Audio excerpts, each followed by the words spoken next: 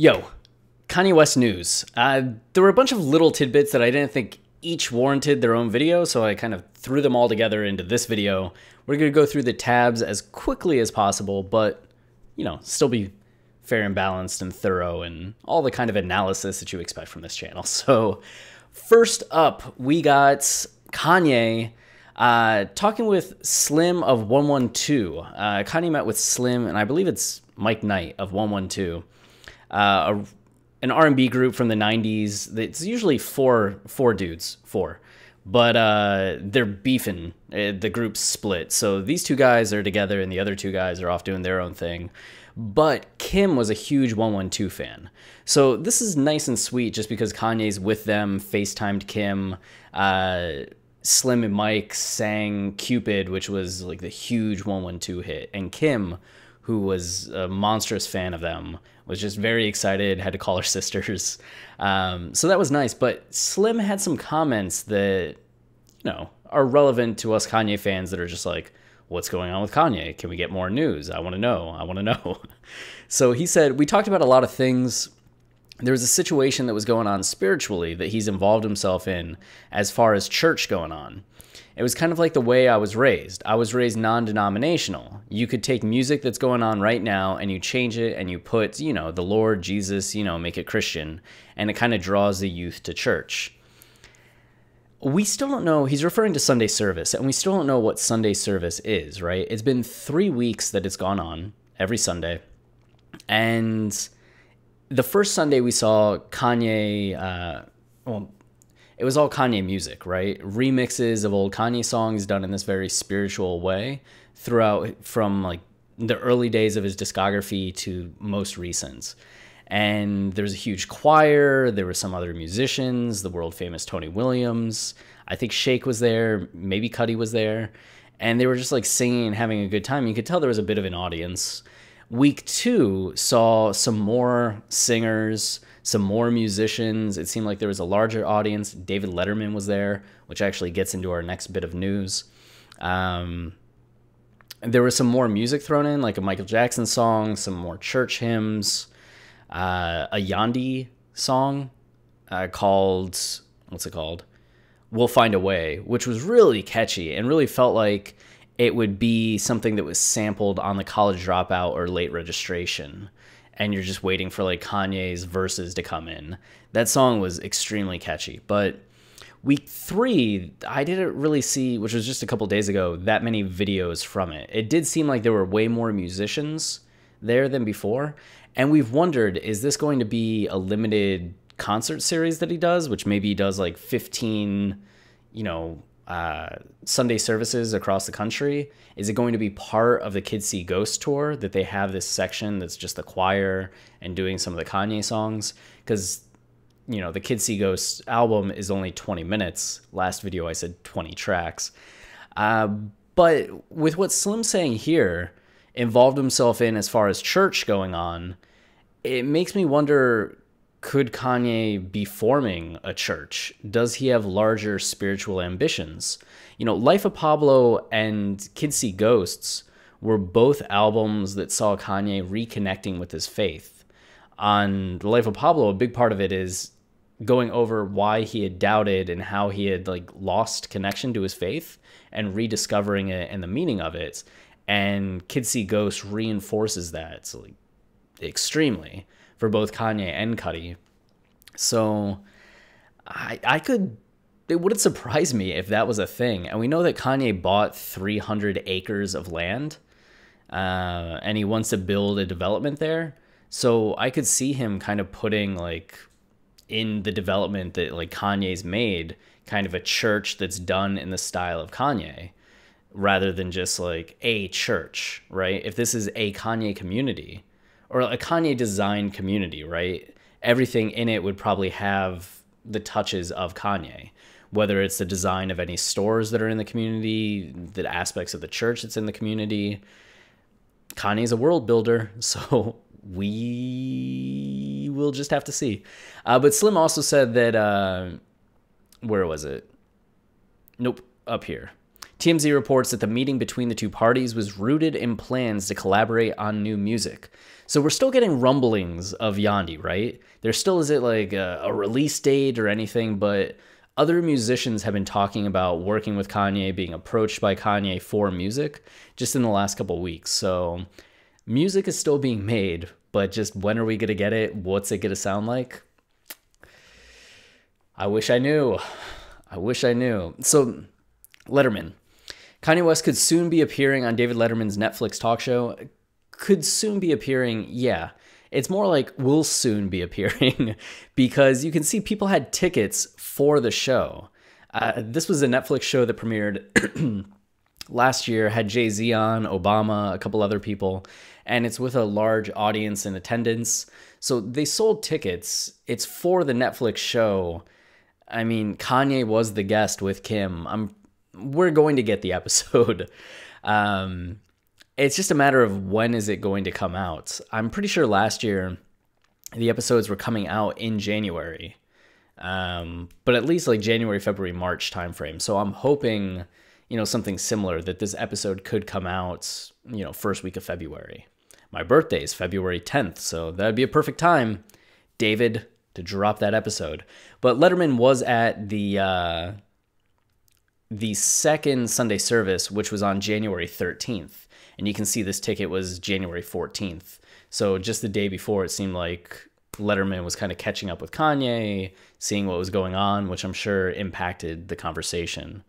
And that conversation, according to Enemy, sources who had spoken to Vulture say that it focuses heavily on mental health, which go figure that Kanye would be talking about mental health. Huh.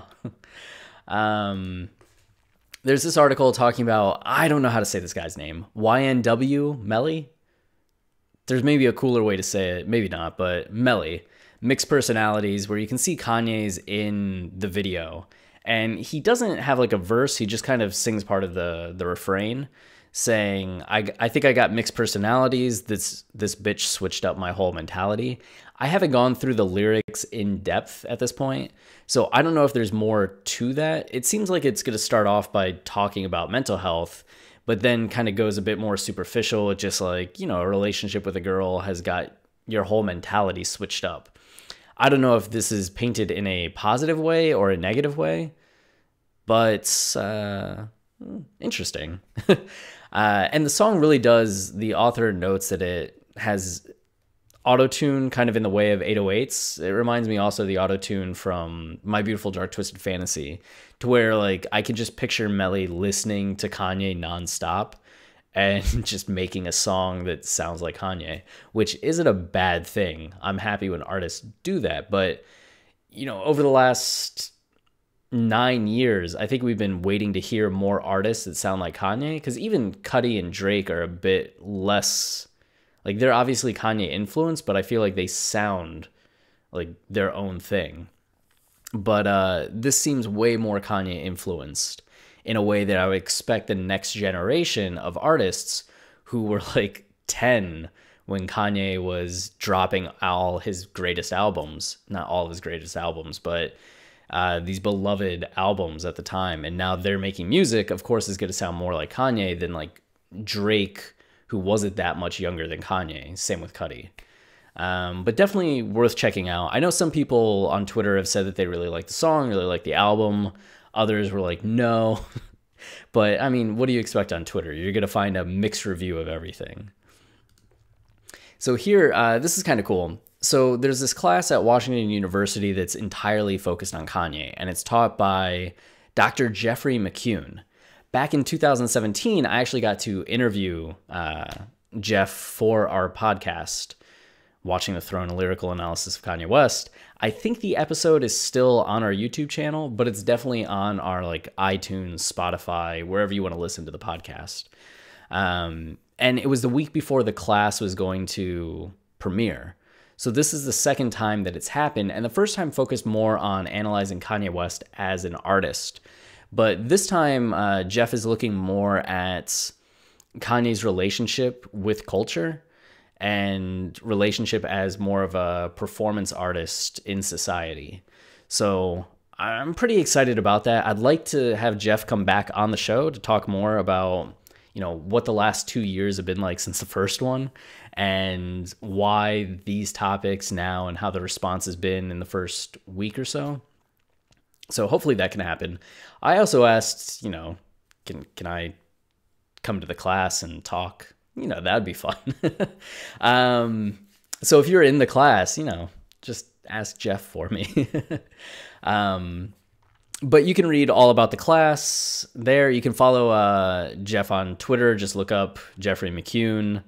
And he's the one that's professorial looking and teaching a class on Kanye, which you can't really miss in the Twitter feed. John Legend and Chrissy Teigen talked about Kanye's Twitter rants. I guess they get asked about it a lot. This was on Andy Cohen, who founded E, talks with, I'm blanking on names, John Legend and Chrissy Teigen about the tweets. Somebody called in and asked. And John says he gets asked about it all the time.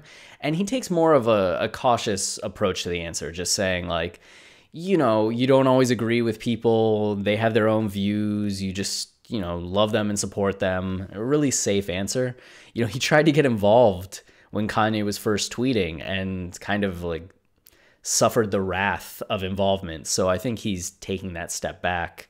And Chrissy Teigen said, speaking as a wife, from Kim's perspective, you really want to protect this person that you love and make sure that people understand them and do whatever you can for them, which sounds accurate.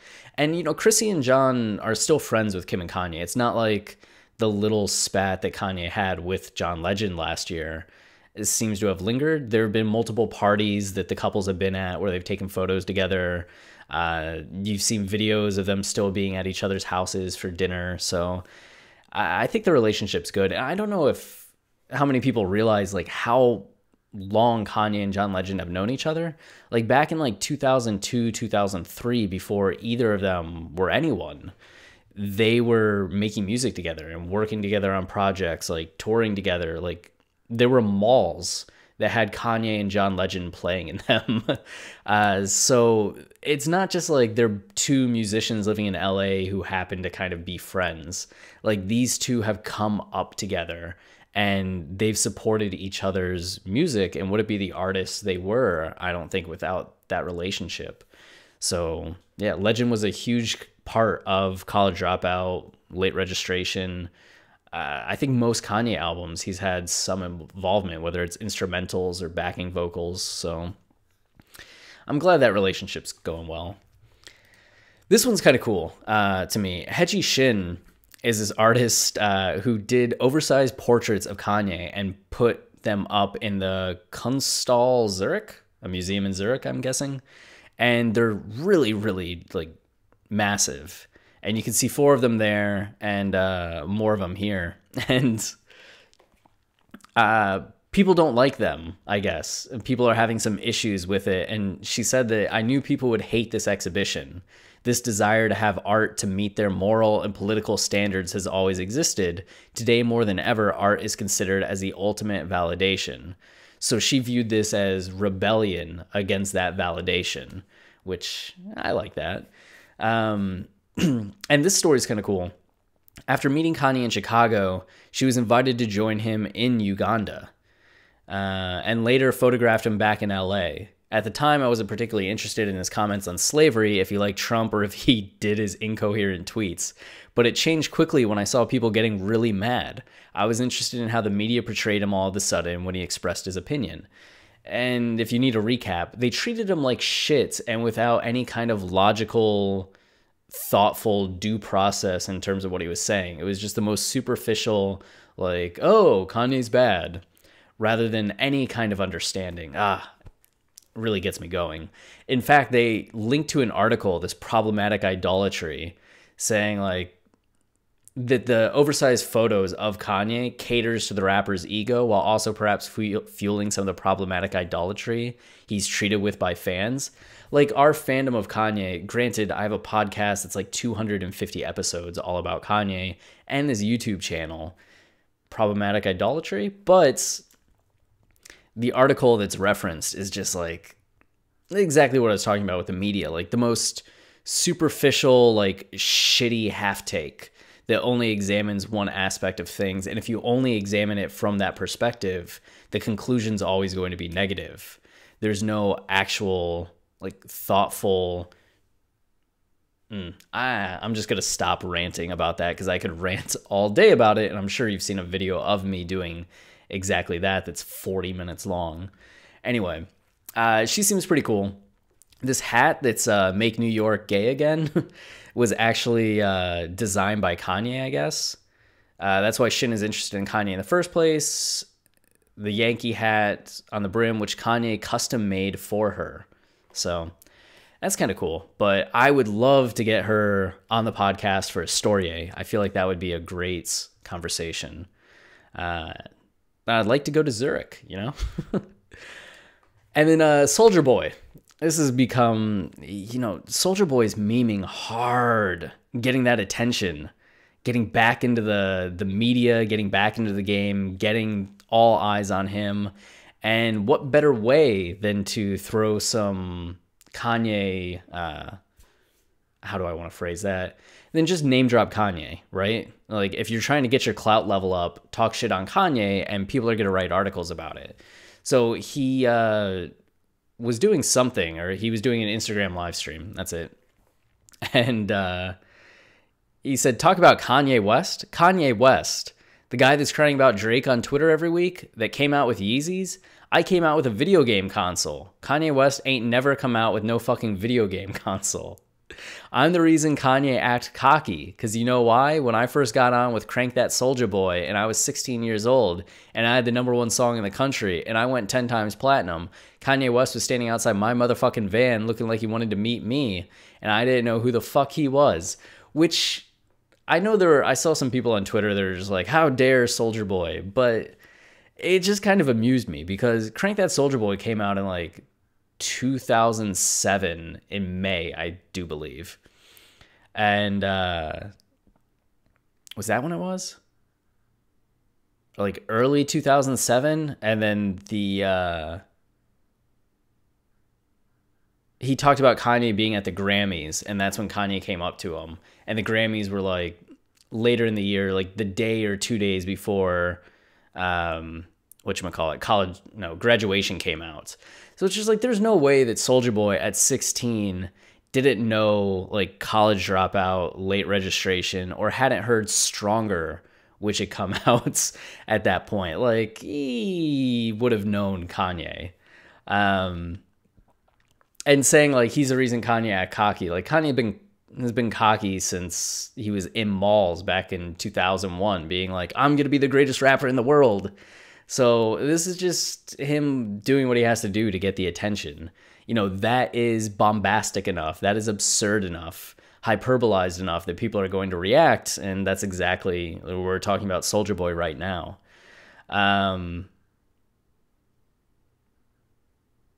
What was this? Oh, DJ Academics. Fuck him. And then Kanye is great now, obviously. Ever since then, Kanye acting like he got an attitude. And then we got the infamous like Drake, which was amazing. But he talked about Kanye again. Why you ain't come out with shit then? I came out with the whole video game console, bruh. I'm the first rapper to do that in history, bruh. You ain't Walt Disney. You ain't none of that, bruh. I'm younger than you. I'm flyer than you. Whatever. You crying on Twitter every week about Drake. You got to stop that shit, bruh. You look lame, bruh. You look cap, bruh. You up here supporting Trump and shit, bruh. You supporting Trump. What the fuck wrong with you, bruh? That shit's not right. So that's a little less playful and more just attitude, but I kind of overlook it again just because I view Soulja just doing what he needs to do to get back in the public eye and like going about it in like a bullshit way. But I mean, he's trying to get paid. I get it. And then lastly, the cut is Kanye West starting a church. So it's just kind of an article looking at the idea that Kanye could be starting a church, which is something, you know, at the start of this video that I brought up, like, is that where Sunday services could be going? That is something that Kanye's seen other people do church. church has become a bigger thing for him recently, or at least this reconnection to his faith. And if he's finding solace and comfort and groundedness in going to church, leading a service could be the kind of thing for his mental health that really helps him stay healthy without medication, which is a huge challenge for a lot of people. Not everybody can do that. For some people, meds are the best thing. For others, they're able to find these things that really help them. And this could be something for Kanye. So I found it interesting that somebody else was kind of in the mindset that this could be leading to that place. Though one of the reasons that they say is that Kris Jenner actually co-owns the California Community Church, and that it might be a tax haven. So maybe Kanye is starting a church to do the same thing. So they don't maybe see it for altruistic reasons. But I don't know. I'm curious. I'm very, very curious. And then lastly, we just had a story come out. IWTT. I believe it's out. It should be out. Nope, not out. But there's going to be a story coming out tomorrow, sometime, Tuesday, with Nino Blue. You may remember Nino as Kanye's Instagram video where he's with a young man on the sidewalk and was just like, yo, tell him your name. He's like, I'm Nino Blue. I'm recently homeless. I'm a rapper. You know, Kanye, like, kind enough to, like, talk with me.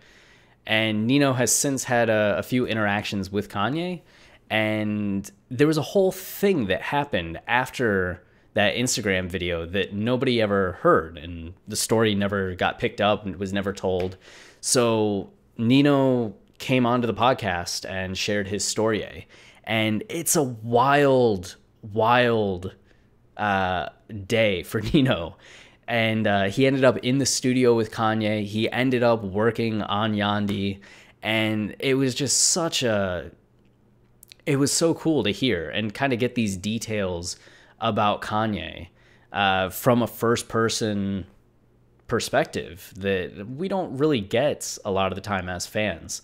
Like, this is I think, my favorite story that we've done. And I love all of them because they all add something. But getting this, like, very, I don't know, Nino's just really cool and the story's really cool. So I don't know if it's going to be on our YouTube channel, but look for it on iTunes, Spotify, you know, iHeartRadio, TuneIn, wherever you listen to podcasts, it'll be there. Yeah. Other than that, if you want to support the channel, the simplest and best way is just to like and subscribe. YouTube thinks we're valuable if you do that, which is a good thing. We get a little bit more money too. Monetization is not just based on views, but it's based on likes and subscribers that you get from the videos. So it's much appreciated. We also have a Yeezus book for sale. It's a whole 202-page book that we wrote on Yeezus that deconstructs the whole album. It's us. You may know the YouTube channel, The Most Unruly. Donald was part of it. And then Martin Connor from Rap Analysis, who had the great video about Kanye's voice being the ultimate instrument from Vox a few years back. So the four of us collaborated on the book together, so you can buy that. We also have shirts available at watchingthethrone.com. And you can also follow us on Twitter for a never-ending Kanye West discussion at Kanye Podcast. If you have any requests for video contents, any topics you want me to discuss, go ahead and leave a comment, and I'll get to it at some point. And if I don't, just remind me. Thank you very much for watching, and oh no. Hope your week's going well. Cheers.